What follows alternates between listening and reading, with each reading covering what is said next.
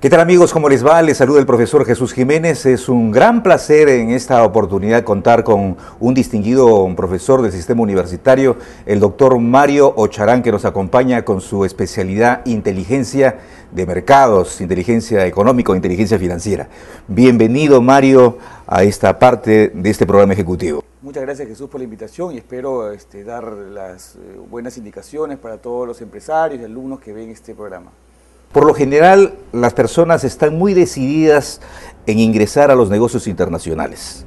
Sin embargo, tienen algunas barreras. Desde un comienzo, cuando toman contacto con el producto, con el mercado.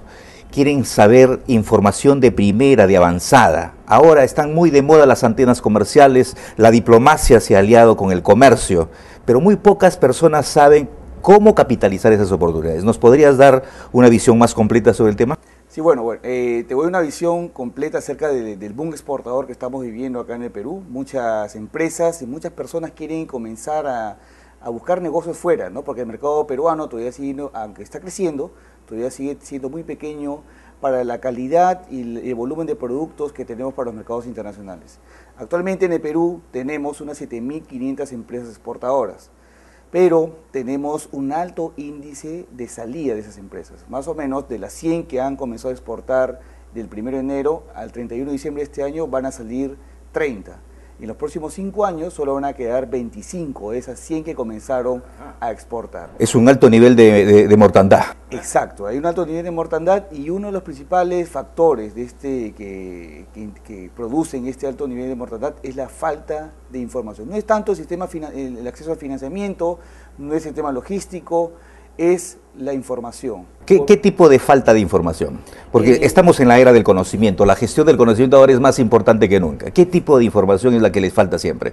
Si nosotros miramos el mercado nacional, vemos una multiplicidad de gustos y preferencias que hay entre el poblador de Arequipa con el poblador de Piura y el de Iquitos. Cada uno tiene su propia cultura, sus propios estándares de calidad, sus propios gustos y preferencias. Imagínate si acá nada más a nivel nacional es algo complicado conocer esos patrones de consumo, esas tendencias, la logística misma. Imagínate pues en Alemania, en Japón, en Sudáfrica, en mismo Estados Unidos, que es un país de países. Entonces, el tema de captar los gustos y preferencias y las tendencias de patrones de consumo que están pasando afuera, además de los accesos arancelarios, además de las barreras sanitarias, fitosanitarias y demás reglas de acceso al mercado. Los Incoterms. Y los Incoterms son bien difíciles de saber, bien difíciles de manejar, porque realmente esos puntos son los que a ti te dan las indicaciones necesarias para comenzar y desarrollar una estrategia de internacionalización. La pregunta del millón, Mario, ¿dónde encontrar la información? Bueno, hay muchas bases, ahora tenemos bases secundarias muy abundantes, de muy alto valor, muy potentes y que son gratuitas, ¿no? Hay muchos gobiernos... ¿Cómo es eso de gratuitas? Porque hasta donde se conoce la mayoría de gente, las instituciones cobran por el servicio. ¿Dónde las encontramos de manera gratuita? Me parece muy interesante. Sí, bueno, el tema gratuito o no gratuito es casi para nosotros que nos manejamos sistemas de información e inteligencia de mercados, es casi secundario. El tema es tener muy bien focalizado el producto que queremos vender, ¿no? Saber la necesidad que ese producto va a satisfacer en los consumidores internacionales. Pero para eso se debe contar con información. Exacto. Permíteme reiterarte la pregunta, ¿dónde encontré esa información? Bueno, hay mucha información en Internet que está gratuita, hay muchas instituciones multilaterales, las Naciones Unidas, el Banco Mundial, la CEPAL, el BID, los gobiernos europeos, los gobiernos asiáticos y principalmente el gobierno norteamericano, que abren mucho a la información y de información de muy alto valor y que es casi desconocido a nivel nacional e internacional. Ahora, mientras los internautas que nos están viendo en este momento se preparan, desarrollan sus habilidades para usar sus searches, sus buscadores en Internet, ¿por qué no les brindamos algo que les permita información del momento? ¿Dónde pueden exportar en este momento?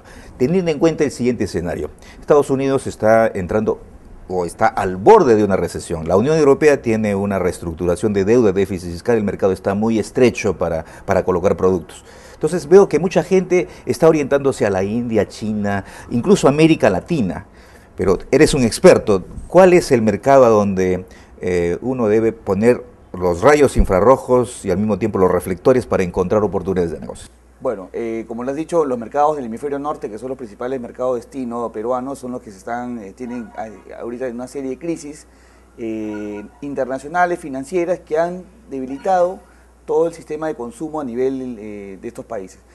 Un gran colchón que ha servido para que las exportaciones peruanas no registren una tasa tan negativa como si lo han registrado países vecinos como Chile, Colombia, Ecuador, el mismo Brasil y Argentina, es que nosotros nos hemos focalizado, o los empresarios peruanos, mejor dicho, se han focalizado en los mercados regionales. Ecuador es un estupendo mercado, Colombia también, Venezuela, a pesar de la instabilidad política que pueda surgir para nosotros, es un excelente mercado, los mercados centroamericanos. ¿Qué exportan a países vecinos como los que acabas de mencionar y los centroamericanos? Productos de alto valor agregado, de mucho mayor valor agregado. O sea, este es el momento de la diferenciación. Exacto, y además nos permite a estos países de experimentar con productos de avanzada, tecnológicos, ¿no? Y con valor agregado se puede jugar con el precio incluso, ¿no? Exacto. Hago una cosa diferente, me tienen que pagar más porque no lo encuentran de manera similar en otra parte del mercado, en otro nicho. Exacto, y tu poder de negociación aumenta increíblemente, ¿no? Entonces, nosotros recomendamos siempre en ProPerú, para los que están iniciándose en exportaciones y para los que están ya sólidos en exportaciones, mirar con muy buenos ojos los mercados regionales y los mercados centroamericanos. En la región tenemos tratados de comercio, tenemos un TLC con Chile, tenemos un tratado con... Que nos ayudan por la parte arancelaria. Pero en Centroamérica aún no lo tenemos. A pesar de que no tenemos un tratado o un beneficio arancelario en otros países, los productos peruanos están entrando. ¿Qué nos compran más? Materiales de acabado para construcción. ¿Así? Exacto, pisos, maderas, pisos cerámicos, puertas y marcos de madera, griferías, sanitarios, acabados de múltiples productos, mármol peruano. Es que hay inversiones fuertes en infraestructura. Claro, en todo Centroamérica, acuérdense ustedes que es uno de los principales destinos turísticos a nivel mundial, ¿no? Tenemos ahí todo el Caribe. Tenemos República Dominicana, Costa Rica, Honduras, El Salvador. La gente está invirtiendo en alojamiento. Exacto, en hoteles, en restaurantes, y todo este tema de diversión, de entretenimiento, donde Perú está muy bien posicionado, con precios realmente que tienen una relación precio-calidad extraordinario, ¿no? Entonces hay que darle a la gente lo que le gusta a la gente. Y ese es el tema, ¿no? ¿Qué le gusta a la gente? Y ahí volvemos a tu primera pregunta, ¿no? ¿Qué cosa, qué vende la información? ¿Qué necesitamos de información? Es eso, ¿no? Saber exactamente qué es lo que está pidiendo la gente en los mercados internacionales. Claro, y esto es por una emergencia, porque si estamos exportando a la India, a China, veo que los países del sudeste asiático también están elevando su demanda. Estamos temporalmente mirando los mercados regionales, pero lo normal ha sido siempre tener un buen flujo comercial con la Unión Europea y con Estados Unidos, pero por estar en emergencia estos países no se puede hacer por el momento. ¿Hasta cuánto puede durar esta crisis? Esto creo que le interesa al exportador.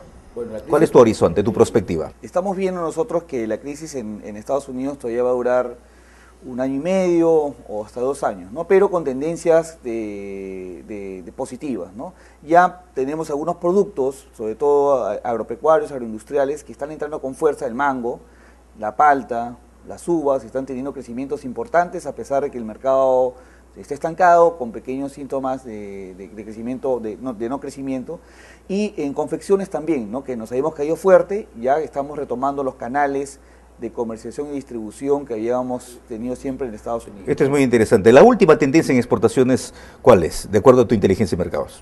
La última tendencia, bueno, tenemos el tema de productos de valor agregado, ¿no? Estamos no solo vendiendo productos frescos, sino estamos vendiendo ya productos en conserva, ¿no? Entonces, el valor agregado en muchos empresarios exportadores ya está en su chip mental. Y en el chip de la rentabilidad. Exacto, ¿no? Porque da... Mario, muy interesante. Si me permites hacer una pausa. Hacemos una pausa, amigos, y volvemos en breve.